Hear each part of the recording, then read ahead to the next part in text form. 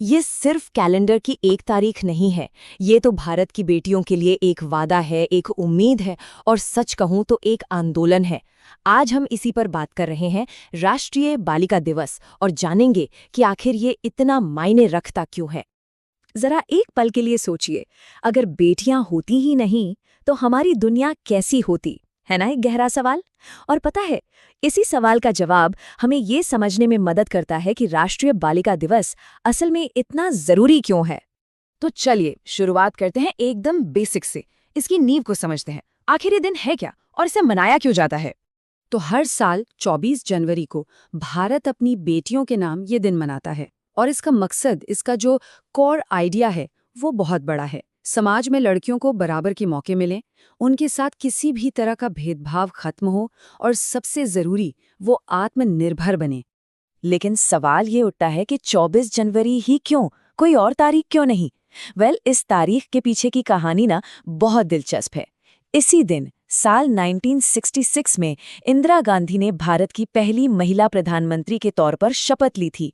तो जाहिर है, जब 2008 में महिला एवं बाल विकास मंत्रालय ने इस दिन की शुरुआत की, तो उन्होंने महिला सशक्तिकरण के इतने बड़े सिंबल से बेहतर और क्या चुना हो। अच्छा, ये तो हो गई इतिहास की बात, पर इस दिन को मनाने की जरूरत ही क्यों पड़ी?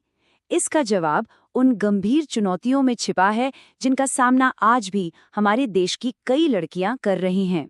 ये जो लिस्ट है ना, ये सच में हमें सोचने पर मजबूर करती है। कन्या भ्रूण हत्या, बाल विवाह, शिक्षा की कमी, दहेज प्रथा, ये सिर्फ शब्द नहीं है। ये वो सामाजिक कुरीतियां हैं जो लड़कियों से उनके बेसिक राइट्स, उनके मूल अधिकार छीन लेती हैं। और राष्ट्रीय बालिका दिवस इन्हीं भयानक समस्याओं के खिलाफ एक मजबूत आवाज है। तो सवाल ये है कि इन चुनौतियों से निपटने के लिए किया क्या जा रहा है। चलिए अब जरा उन मकसदों और सरकारी पहलों पर नजर डालते हैं जो इस बदलाव को लाने के लिए बनाई गई हैं। और यहाँ सबसे जरूरी बात पता है क्या है? ये जो उद्देश्य हैं, ये सीधे सीधे उन चुनौतियों का जवाब है जिनकी बात हमने अभी की थी। हर लड़की को शिक्षा मिले, बाल विवाह रुके, लिंग के आधार पर भेदभाव खत्म हो। हर एक लक्ष्य एक बेहतर और बराबर भविष्य की तरफ एक बड़ा कदम है। अब इन मकसदों को सिर्फ कागज पर तो नहीं छोड़ सकते, राइट? इन्हें जमीन पर उतारने के लिए कई योजनाएं भी काम कर रही हैं, जैसे बेटी बचाओ बेटी पढ़ाओ, जो जेंडर रेशियो सुधारने और सोच बदलने पर फोकस करती है, या फिर सुकन्या समृद्धि योजना जैसी स्कीम्स जो लड़कियों का फाइनेंशियल फ्यूचर सिक्योर करती हैं। देखिए, ये सिर्फ नीतियां नहीं हैं, ये उनके भविष्य में किया गया एक इन्वेस्टमेंट। ओके, तो अब तक हमने इसकी क्यों और कैसे को तो समझ लिया, पर सवाल ये है कि इस दिन होता क्या है असल में, और आने वाले कल के लिए हमारे लक्ष्य क्या हैं। चलिए देखते हैं। सच बताऊं तो इस दिन पूरे देश में एक अलग ही एनर्जी होती है। स्कूलों में आप देखेंगे तो भाषण और पोस्टर कॉम्पिटिशन्स हो रहे हैं, शहरों में जागरूकता रैलियां निकल रही हैं। मतलब हर कोई अपने अपने तरीके से लड़कियों के अधिकारों का संदेश फैला रहा होता है। और हाँ, सरकार भी इस दिन उन लोगों को सम्मानित करती है जो इस फील्ड में बेहतरीन काम कर रहे हैं।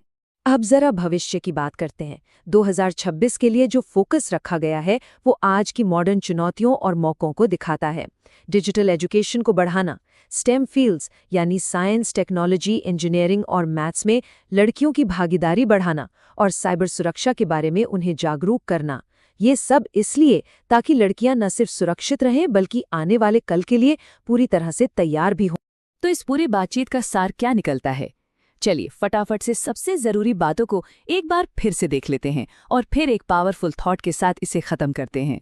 तो जो मुख्य बातें याद रखनी है, तारीख है 24 जनवरी, शुरुआत हुई 2008 में, मंत्रालय है महिला एवं बाल विकास मंत्रालय, और सबसे बड़ा सबसे जरूरी नारा, बेटी बचाओ बेटी पढ़ाओ। बस ये कुछ पॉइंट्स हैं जो इस दिन की पूरी कहानी कह देते हैं। एक बहुत पुरानी और सच्ची कहावत है, जब एक बेटी पढ़ती है तो पूरा परिवार पढ़ता है। कितनी गहरी बात है ये, है ना? एक लड़की को पढ़ाना सिर्फ एक इंसान को पढ़ाना नहीं होता, ये तो ज्ञान, स्वास्थ्य और तरक्की की एक ऐसी लहर शुरू कर देता है जो न सिर्फ उसके परिवार बल्कि आने वाली कई पीढ़ियों को बेहतर बनाती। तो आखिर में एक सवाल खुद से पूछना बनता है, अगर एक पढ़ी लिखी सशक्त लड़की एक परिवार को बदल सकती है, तो जरा सोचिए लाखों सशक्त लड़कियां मिलकर इस देश के लिए क्या नहीं कर सकती। उनका एम्पावरमेंट ही तो असल में इस राष्ट्र का एम्पावरमेंट है।